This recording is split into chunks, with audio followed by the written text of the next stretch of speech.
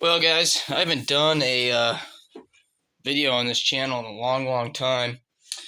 But over the past year or two or something like that, there's been this incident with the Goldshaw farm in Vermont and hound hunters and stuff, and it's created a lot of controversy and stuff, and I just kind of keep tabs on it. I'm a hound hunter here in California, so I just keep tabs on it to see how it goes, and it seems to not really have gone anywhere or anything like that.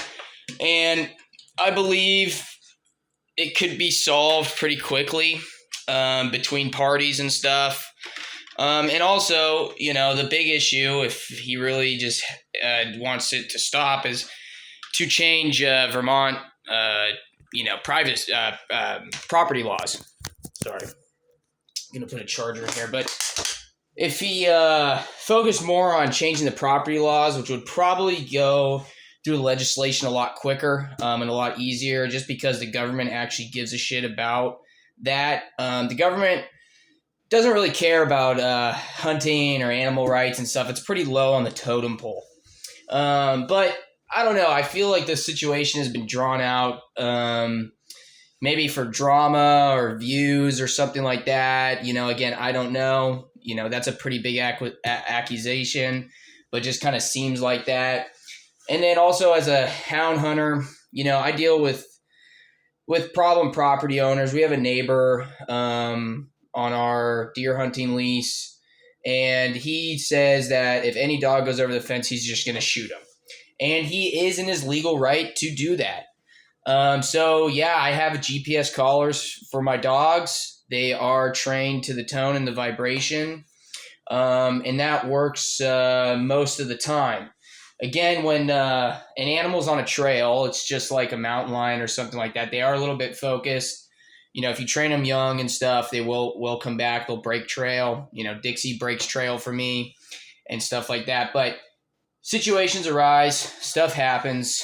Sometimes animals get onto properties, whatever, and stuff like that. Here in California, if I shoot an animal, it goes onto somebody else's property. I literally have to ask them for permission to go get it. All this stuff, it's a whole thing. And to be honest, in the beginning, I believe the hound hunters were kind of somewhat disrespectful and stuff. They could have maybe handled it in a different way. And that's the thing too, is even though it might suck and stuff, we are all hated. All hound hunters are hated, and we have to kind of deal with that, and we have to address situations with that in mind. You have to be respectful and stuff like that, and it can be tough sometimes. Especially the last video about 5 months ago. Before that video, about a month before that video, he put up a video of him posting all his signs, so that people can't go onto those properties and hunt and stuff like that. And then a month later, there's another video of the hound hunters there. And guess what? They did that. They stopped at the road. They stopped their dogs from going on his property, stuff like that. And, he was kind of harassing them in a way and kind of acting like what I call a pig cop, There's cops that are chill and just let you go. And then there's pigs that just kind of hang around and ask fucking questions and just try to start shit. And you could tell it in his voice and stuff like that. But this easily could be, again, if both parties were cool, and that's what sucks, is usually there's a party that isn't cool.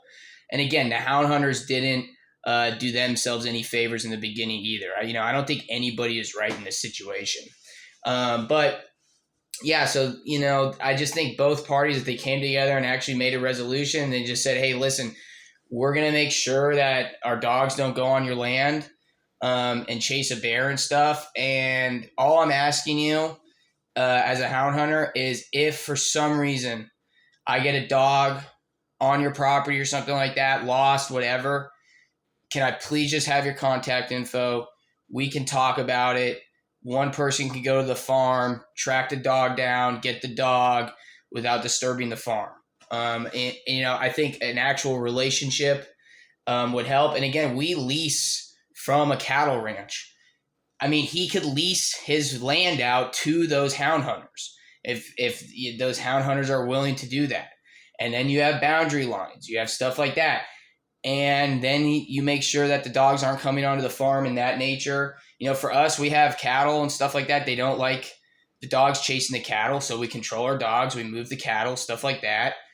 And it could all be worked out. It just sucks that this happens because it makes hound hunters look bad. It makes kind of property owners look bad because he kind of went after hound hunting to ban hound hunting instead of changing property laws, which again is probably 10 times easier. He did a petition to ban hound hunting in Vermont. We've been dealing with it here in California from anti-hunters and stuff. I really do consider him an anti-hunter, which is funny because he has a farm. I'm sure they butcher meat and stuff like that. Hunting and farming kind of go hand in hand in a way. So it doesn't make quite sense. I believe both parties just need to come together, chill the fuck out, and make a resolution and make an agreement. And again, one of the hound hunters I can see in the video is kind of an old salty guy. And that's what I deal with a lot here too. I mean, dude, a lot of old hunters are just salty and shit, and they're just a fucking pain in the ass, and they're assholes.